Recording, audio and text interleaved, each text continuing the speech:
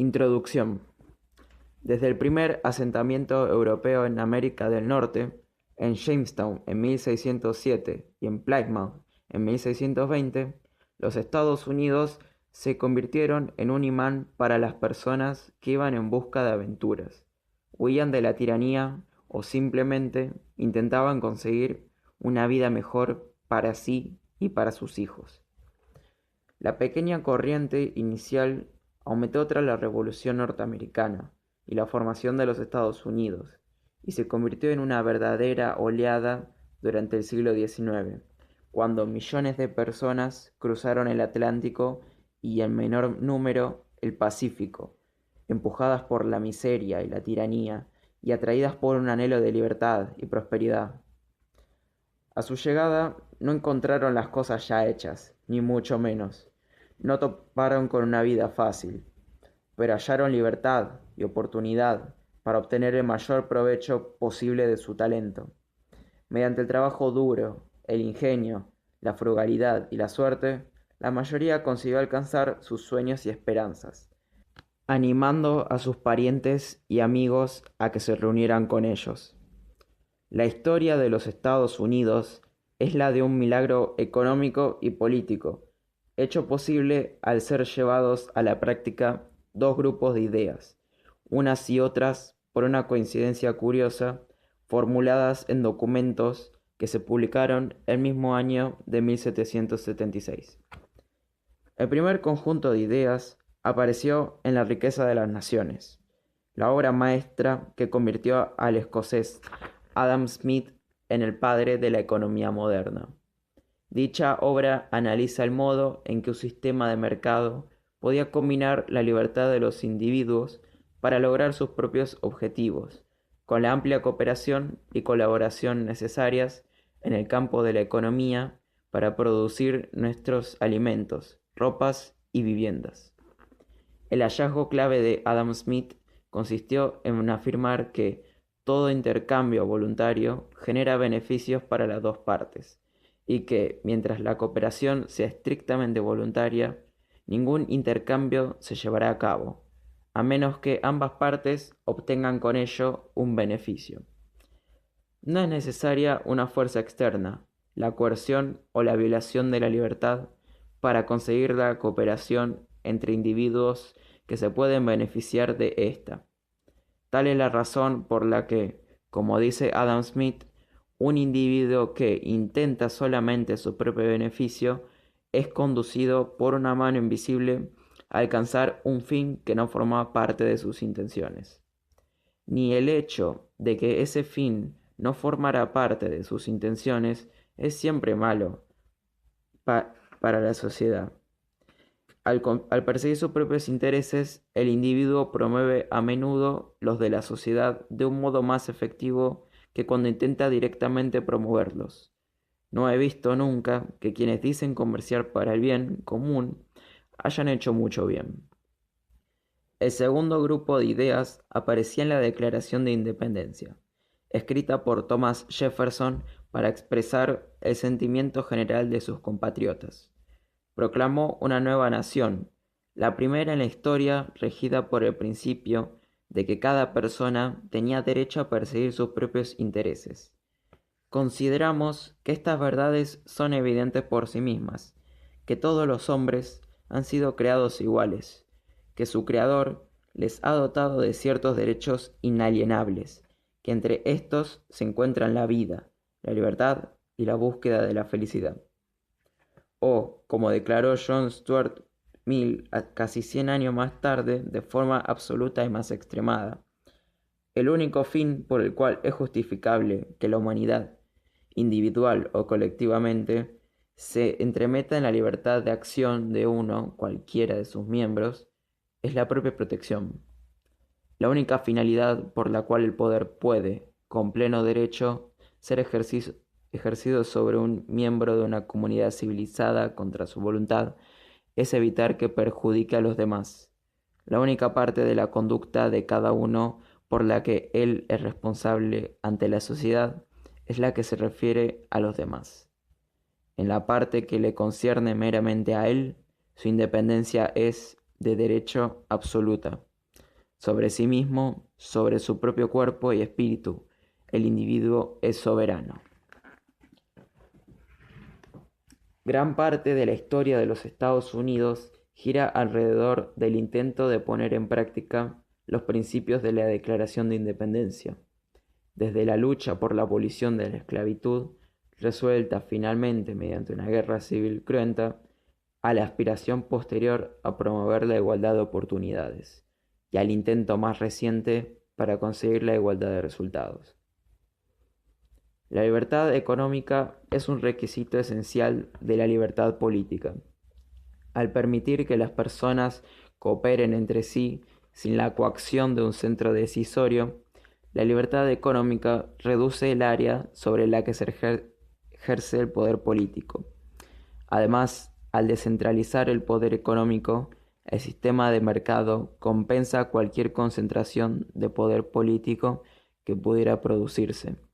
La combinación de poder político y económico en las mismas manos es una fórmula segura para llegar a la tiranía. La combinación de libertad política y económica dio lugar a una edad de oro tanto en Gran Bretaña como en los Estados Unidos durante el siglo XIX. Los Estados Unidos alcanzaron incluso una prosperidad mayor que la de Gran Bretaña, porque en América se comenzaba partiendo de cero, menos vestigios de clase y de estatus, menos prohibiciones estatales, un terreno más fértil para la energía, el empuje y la innovación, y un continente vacío para conquistar. La fecundidad de la libertad aparece demostrada con el mayor dramatismo y claridad en la agricultura. Cuando se produjo la Declaración de Independencia, menos de 3 millones de personas de procedencia europea y africana, es decir, excluyendo a los indios nativos, ocupaban una estrecha franja a lo largo de la costa este de los Estados Unidos. La agricultura era la actividad económica principal. De cada 20 trabajadores, 19 eran necesarios para alimentar el país y conseguir un excedente para exportarlo a cambio de productos extranjeros. Hoy día se necesita menos de 1 de cada 20 trabajadores para alimentar a los 220 millones de norteamericanos y conseguir un excedente que convierta a los Estados Unidos en el mayor país exportador de alimentos del mundo. ¿Quién ha hecho este milagro? Es evidente que este no se debe a un sistema gubernamental de dirección centralizada. Los países como Rusia y sus satélites, China Popular, Yugoslavia y la India, que hoy en día se apoyan en la dirección centralizada, utilizan de 1/4 al 50% de su población activa en la agricultura. Incluso a menudo dependen de la agricultura de los Estados Unidos para evitar el hambre de la población. Durante la mayor parte del periodo de rápida expansión agrícola en los Estados Unidos, el Estado desempeñó un papel desdeñable. Se concedieron tierras, pero eran extensiones anteriormente improductivas. A partir de mediados del siglo XIX, se crearon centros de enseñanza superior a los que se garantizaban extensiones de cultivo que divulgaron información y tecnología a través de servicios de extensión agrarios financiados por el gobierno. Sin embargo, sin ningún género de dudas, la fuente principal de la revolución agrícola fue la iniciativa privada, que actuaba en un mercado libre abierto a todo el mundo, dejando aparte la vergüenza de la esclavitud. El crecimiento más rápido se produjo tras la abolición de esta. Los millones de emigrantes procedentes de todo el mundo eran libres de trabajar para sí, como granjeros autónomos u hombres de negocios, o para otros, en condiciones sobre las que se habían puesto libremente de acuerdo con sus patronos. Eran libres de utilizar nuevas técnicas, en perjuicio suyo si el experimento fallaba, y en su beneficio si tenía éxito. Obtuvieron escasa ayuda del gobierno. Lo que es más importante, la interferencia gubernamental era pequeña. El Estado empezó a desempeñar un papel importante en la agricultura durante y tras la Gran Depresión de los años 30. Su actuación se dirigió principalmente a restringir la producción a fin de mantener los precios artificialmente altos. El crecimiento de la productividad de la agricultura dependía de la revolución industrial que la libertad estimulaba. De ahí procedían las nuevas máquinas que revolucionaron la agricultura. A la inversa, la revolución industrial estaba supeditada a la disponibilidad de mano de obra que la revolución agrícola liberaba. La industria y la agricultura marchaban de la mano. Tanto Smith como Jefferson habían entendido el poder concentrado en el gobierno como un gran peligro para el hombre de la calle. Consideraron la protección del ciudadano contra la tiranía del gobierno como una necesidad permanente. Este fue el objetivo de la Declaración de Derechos de Virginia de 1776 y de la Carta de Derechos de los Estados Unidos de 1791, así como el propósito de la separación de poderes en la Constitución de los Estados Unidos. Esta fue también la fuerza que impulsó los cambios en la estructura legal británica desde la promulgación de la Carta Magna en el siglo XIII hasta finales del siglo XIX. Para Smith y Jefferson, el papel del gobierno era el de árbitro, no el de un jugador. El ideal de Jefferson, tal como lo expresó en su primer discurso inaugural en 1801, era un gobierno frugal y sensato, que intentará impedir que los hombres se agravien entre sí y que les dejará libres para organizar sus propias aspiraciones de trabajo y de progreso. Irónicamente, el éxito mismo de la libertad política y económica redujo su atractivo para los pensadores de épocas posteriores. El gobierno estrechamente limitado del siglo XIX poseía escaso poder y no estaba en condiciones de amenazar al hombre medio. La otra cara de la moneda era que contaba con poco poder para que la gente de bien hiciera el bien. Y en aquel mundo imperfecto aún existían muchas cosas que reformar. De hecho, el progreso mismo de la sociedad hizo que las injusticias que quedaban parecieran tanto más censurables.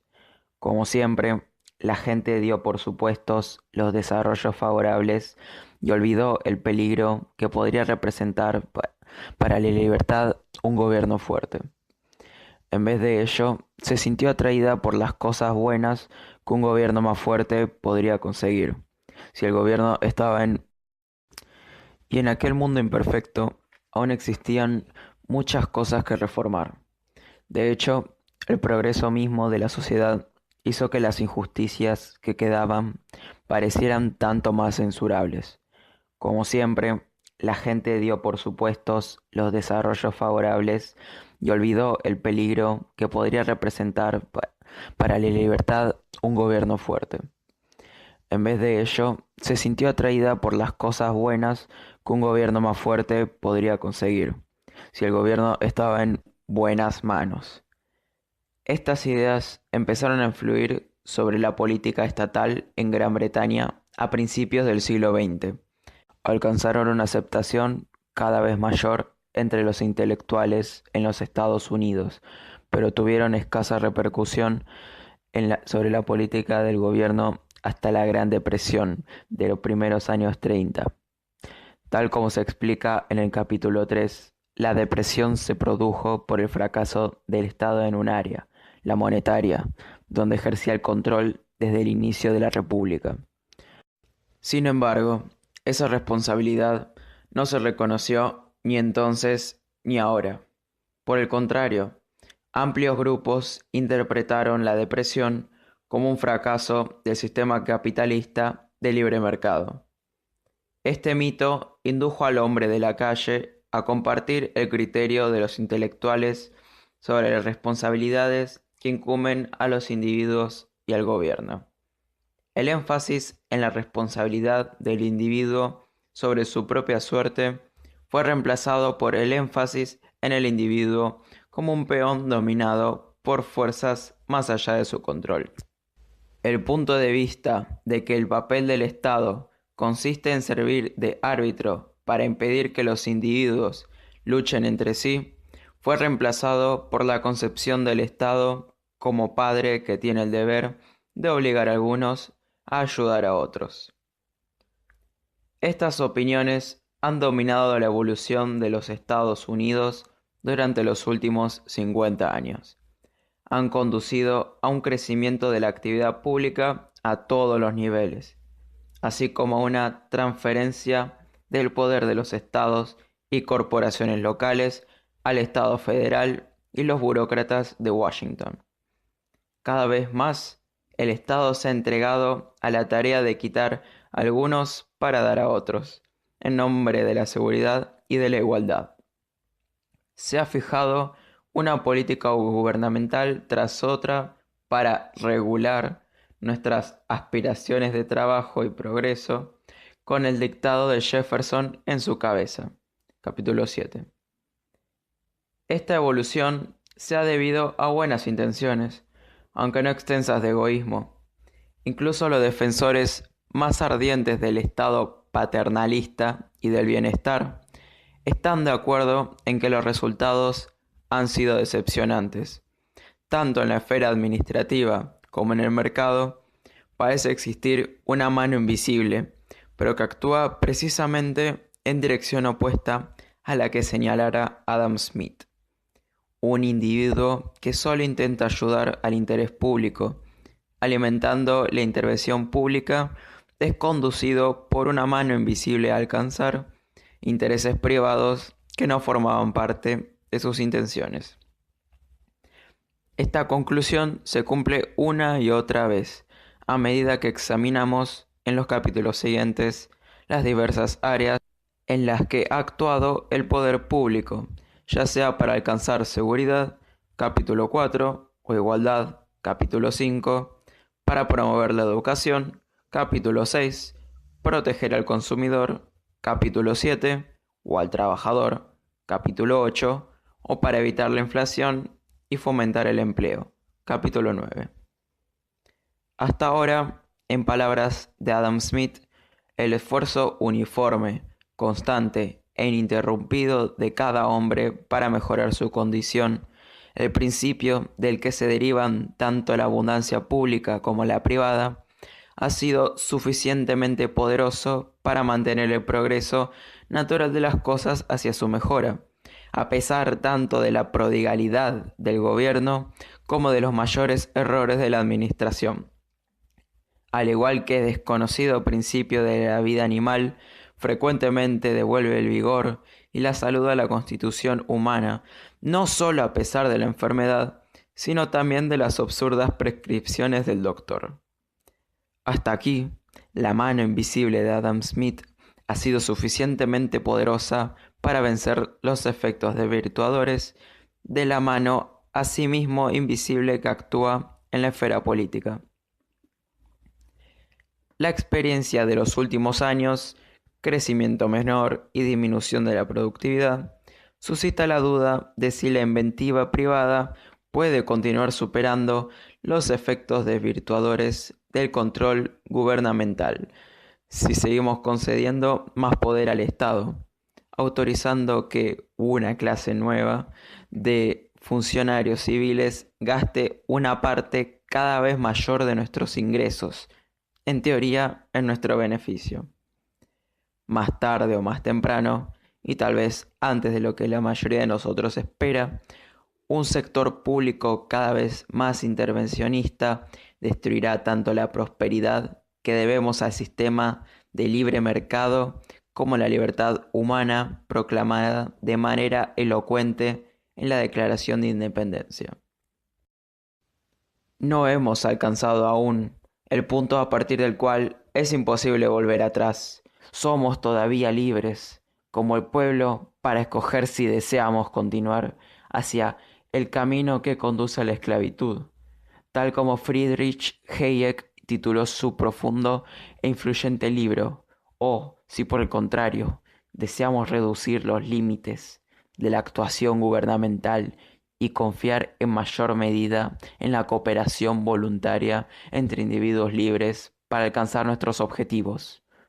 ¿Acabará nuestra edad de oro con una recaída en la tiranía y en la miseria, que ha sido siempre y continúa siendo la situación de la mayor parte de la humanidad?